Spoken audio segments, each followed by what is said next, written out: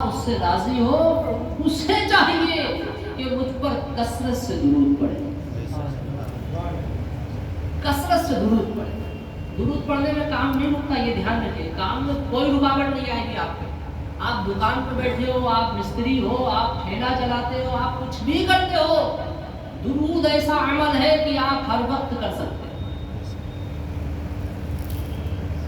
تو مل کر درود شریف پڑھ لیتے ہیں۔ اللہم صلی علی سیدنا مولانا محمد وعلی آلہ و اصحابہ یا رسول اللہ صلی اللہ علیہ وسلم۔ کسی شاعر نے بلکہ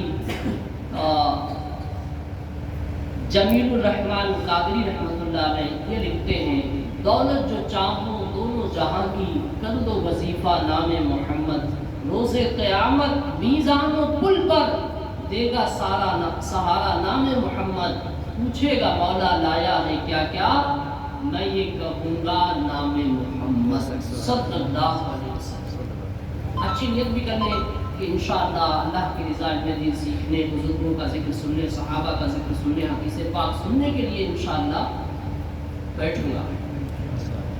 حضرت سعید بن مسیب رحمۃ اللہ تعالی علیہ تابعی بزرگ ہیں، ایک ہوتے ہیں صحابی اور ایک ہوتے ہیں تابعی، یعنی جنہوں نے صحابہ سے ملاقات بھی کی اور دین کا علم بھی ان سے سیکھا، ان کو کہتے ہیں تابعی بزرگ۔ تو یہ کون بزرگ ہیں؟ سعید بن مسیب، یہ بزرگ ہیں۔ آپ نے صحابہ اکرام کی زیارت اور صحبت پائی، بہت نیک، عبادت گزار، اللہ کے کامل ولی تھے۔ حضرت علی بن زید رحمۃ اللہ علیہ فرماتے ہیں، ایک دن میں انہی بزرگ حضرت سعید بن مسیب کی خدمت میں حاضر تھا۔ آپ رحمۃ اللہ تعالی علیہ نے ایک شخص کی طرف اشارہ کرتے ہوئے فرمایا، اے علی بن زید، اس شخص کا چہرہ تو دیکھو۔ میں نے آگے بڑھ کر دیکھا تو اس شخص کا چہرہ بالکل کالا ہو چکا تھا، کالا پڑ گیا۔ آپ رحمۃ اللہ علیہ نے اس کا سبب بیان کرتے ہوئے فرمایا، اے شخص، فرمایا یہ شخص جس کا چہرہ کالا ہے، یہ شخص مسلمانوں کے تیسرے اور چوتھے خلیفہ حضرت عثمان و علی رضی اللہ تعالی عنہما کی گستاخی کرتا تھا۔ اللہ، میں نے اسے منع کیا مگر یہ نہ مانا، پھر میں نے دعا کی، یا اللہ پاک، اس بدبخت کی گستاخی تجھے ناراض کرتی ہے تو مجھے اس کی کوئی نشانی دکھا دے۔ بس تبھی سے اس کا چہرہ کالا ہو گیا۔ دو جہاں میں دشمن عثمان ذلیل و خوار ہے، بعد مرنے کے عذاب نار کا حقدار ہے۔ اللہ، جب یہ دنیا میں اسے سزا ملی ہے تو آخرت میں پتہ نہیں اس کا کیا ہوگا، نہیں، یہ تو اس کی دنیا میں بدبختی ہے۔ پیارے پیارے سے غور فرمائیے، مسلمانوں کے تیسرے خلیفہ حضرت عثمان غنی رضی اللہ تعالی عنہ اللہ رب العزت کی بارگاہ میں کتنا بلند مقام رکھتے ہیں۔ آپ کی گستاخی رب قادر و قیوم کو بالکل پسند نہیں۔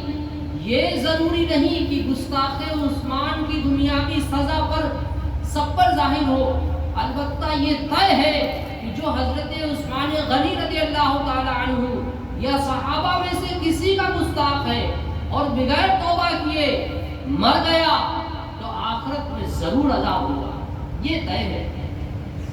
دنیا میں بھلے عذاب نہ دکھے لیکن آخرت میں ضرور عذاب ہوگا۔ آج بڑی افسوس کی بات ہے کہ ایک طبقہ ایسا بھی ہے جو معاذ اللہ صحابہ کو برا بھلا کہتا ہے، کوئی کسی خاص صحابی کو کہتا ہے اور کوئی عام طور پہ سب کو کہتا ہے۔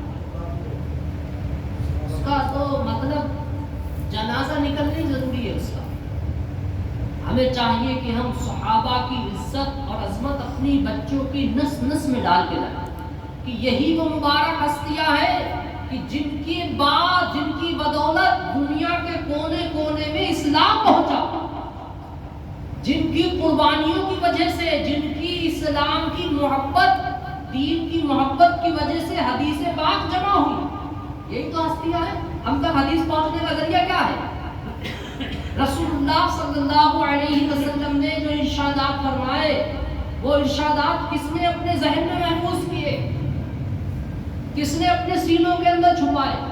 وہ ہستیاں تھیں جنہیں دین سے بے پناہ بے انتہا محبت تھی، جنہیں حضور کے ارشادات سنے بغیر چین نہیں آتا تھا، جنہیں رسول اللہ کی زیارت کے بغیر قرار نہیں ملتا تھا. ان ہستیوں کو صحابہ کہا جاتا ہے، اور ان کے بارے میں قرآن کا ججمنٹ ہے، فیصلہ ہے کہ اللہ ان سے راضی ہے اور یہ بھی اللہ سے راضی ہے. آپ سوچئے کہ بندہ تو خدا سے راضی ہوتے ہے، لیکن خدا بندے سے راضی ہو، خدا اس کے بارے میں ارشاد فرما دے کہ یہ لوگ ان سے میں راضی ہوں. آپ سوچئے ان کے کتنے بڑے اسٹیٹس ہوں گے، کتنے بڑے مقام ہوں گے، کہ اللہ کی شان کتنی بڑی